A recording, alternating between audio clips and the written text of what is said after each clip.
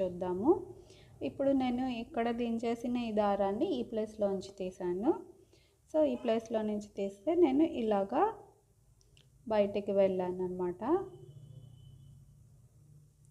ఇప్పుడు మళ్ళీ మనం ఈ బాక్స్లోకి రిటర్న్ అవ్వాలి.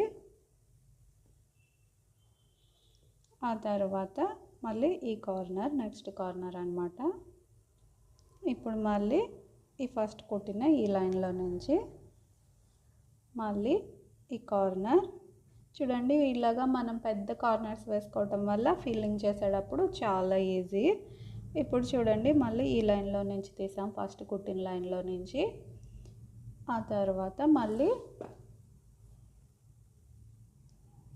ఇలాగా ఈ కార్నర్లో నుంచి ఇప్పుడు చూడండి 4 లైన్స్ ఉన్నాయి మనకి.